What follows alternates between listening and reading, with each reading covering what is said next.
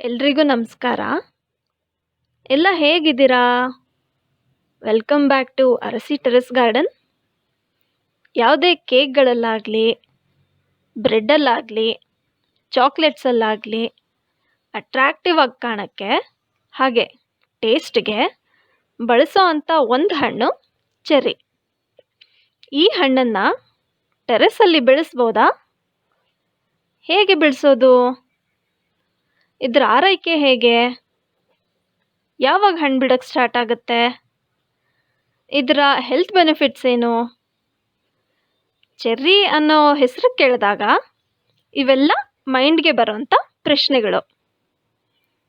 ನಿಮಗೆ ಗೊತ್ತಾ, ಇದು ಬೋನ್ಸಾಯ್ ಆಗು ಬೆಳೆಸೋ ಅಂತಹ ಗಿಡ.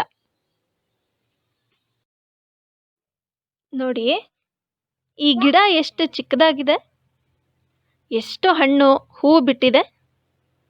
ನಮ್ಮ ಟೆರೆಸ್ಸಲ್ಲಿ ಒಟ್ಟು 2 ಗಿಡ ಇದೆ.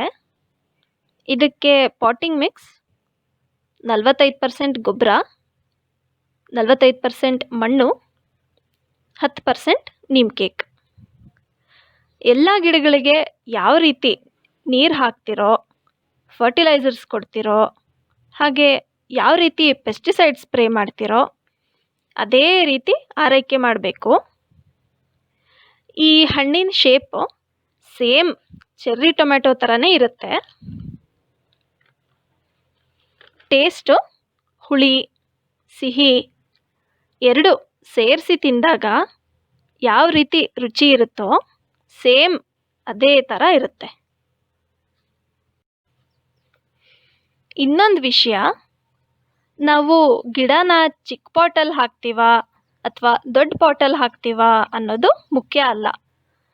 ನಾವು ಗಿಡಕ್ಕೆ ಯಾವ ರೀತಿ ಆರೈಕೆ ಮಾಡ್ತೀವಿ ಅನ್ನೋದ್ರ ಮೇಲೆ ರಿಸಲ್ಟ್ ಸಿಗುತ್ತೆ.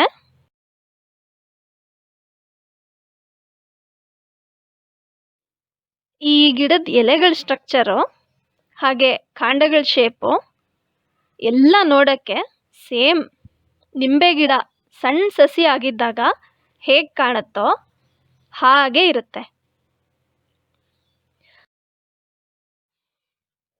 ನಾವು ಈ ಗಿಡನ ಅರ್ಧ ಅಡಿಗೆ 3/4 ಅಡಿ ಟಬ್ಬಲ್ಲಿ ಹಾಕಿದ್ದೀವಿ.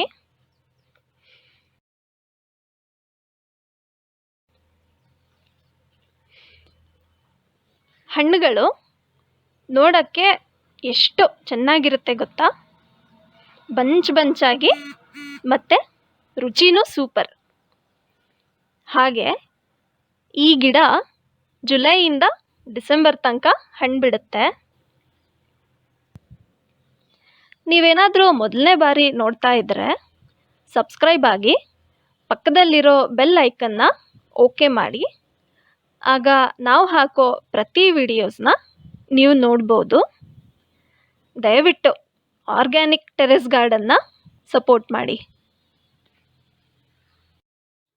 ನಾವು ನಮ್ಮ ಚಾನಲಲ್ಲಿ ಬರೀ ಗಿಡ ಹಾಕೋದು, ಬೆಳೆಸೋದು, ಹೇಗೆ ಕೇರ್ ತಗೊಳ್ಳೋದು ಅಂತ ತಿಳಿಸೋದು ಮಾತ್ರ ಅಲ್ಲ, ಆಯಾ ಗಿಡಗಳಿಂದ ನಮಗಾಗೋ ಆರೋಗ್ಯದ ಲಾಭ ತಿಳಿಸೋದು ಸಹ ನಮ್ಮ ಚಾನಲ್ನ ಉದ್ದೇಶ.